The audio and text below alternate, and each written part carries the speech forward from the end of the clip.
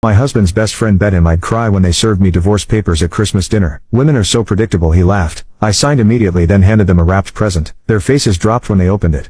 Update 2. I stood in Jenny's office, the fluorescent light buzzing faintly above us, illuminating the sharp edges of a truth. I wasn't ready to speak aloud. She stared at the document I handed her, the one Brandon drunkenly signed without reading, without knowing. Did he do this willingly? She asked, eyebrows raised. I nodded. Silent. Jenny leaned back in her chair, the leather groaning under her, then slid on her glasses and began to read. After a few long minutes, she looked up with something between pity and admiration dancing in her eyes. It's elegant, she said, tapping the paper gently. He gave you the knife. You're just deciding when to use it. I sat across from her, my fingers interlaced tightly in my lap. I don't want revenge. I just want to feel safe. You will, she said. But let's reinforce this. Make sure it'll hold if he files first. And we did. She drafted an addendum, adding clarity where there was vagueness, ensuring that if Brandon ever tried to twist the narrative, he'd be trapped by his own arrogance. We included provisions he'd never think to contest. Spousal protections, financial splits, evidence of voluntary signing. He had written his name, dated it in his handwriting. No coercion, no pressure, just a smug moment turned irreversible.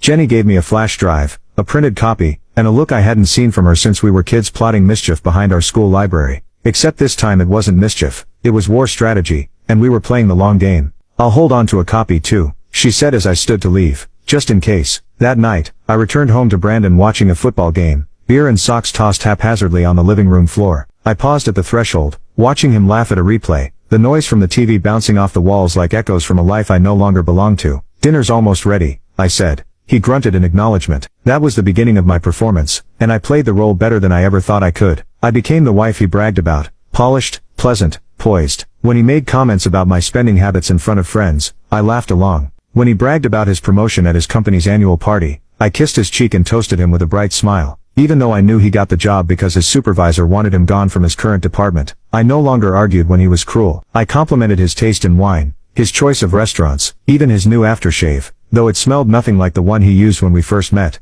He thought I was softening. What he didn't see was that I was sharpening. Brandon began to relax again, believing the fire in me had burned out. His behavior grew more careless, more entitled. He started coming home late without excuses, left his phone face up on the counter, messages flashing briefly across the screen from numbers saved without names. I saw one from M. It read, "Tonight, same hotel." He left for the gym 10 minutes later. I opened our shared laptop, synced his phone's data to my cloud folder, and forwarded the screenshots to the private email Jenny had set up for me. I didn't cry. I didn't even flinch. Instead, I went to the kitchen and made lasagna, his favorite. He came home to a hot meal, and a warmer smile. It was the best he'd eaten all week. At a barbecue a few weeks later, his best friend Nate cornered him near the grill, beer sloshing as he gestured animatedly. "She'll fall apart if you leave her, man." He laughed. "Too dependent. You've got it made." I was standing a few feet away, carefully arranging a fruit tray. I didn't flinch then either. Instead, I placed the strawberries in a perfect spiral, one red slice at a time. Brandon joined me moments later, and wrapped his arm around my waist, pressing a kiss to my cheek like he hadn't disappeared the night before without explanation. "You look beautiful today," he said. I smiled.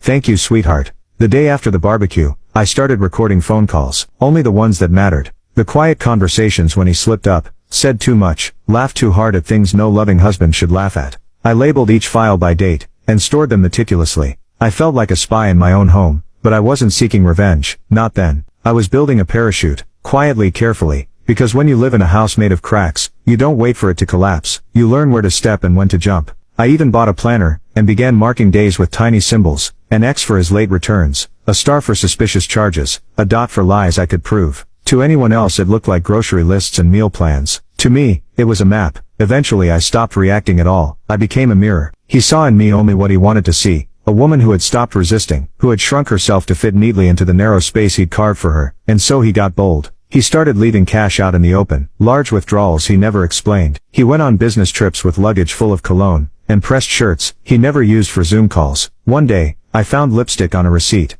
The shade was called Tempest Red. I wasn't offended. I made a note. The final confirmation came 2 weeks before Christmas. Brandon had a few drinks and fell asleep on the couch with his phone unlocked. I glanced down as a message thread flickered to life. "Me, she doesn't suspect a thing. I'll file on Christmas. Want front row seats." Attached was a laughing emoji, and a gif of a woman sobbing into a tissue. My fingers didn't tremble. My stomach didn't turn. I read the message twice, screenshot it, and emailed it away. Then I deleted it from the conversation entirely. That night, as I lay beside him, I stared at the ceiling and thought about candles, cranberries and carved turkey. Christmas. He was planning my downfall like a party trick. He thought I'd break, but I'd already chosen the date, the witnesses, the setting. He wasn't the only one with a performance prepared because he'd forgotten something critical. When you hand someone a knife, you don't get to act surprised when they learn how to wield it. The Christmas table gleamed like something out of a magazine. Perfect, curated, falsely warm. A flickering garland framed the windows. Candles flickered in glass holders, and the roast turkey glistened beneath Brandon's carving knife as he grinned like the proud patriarch.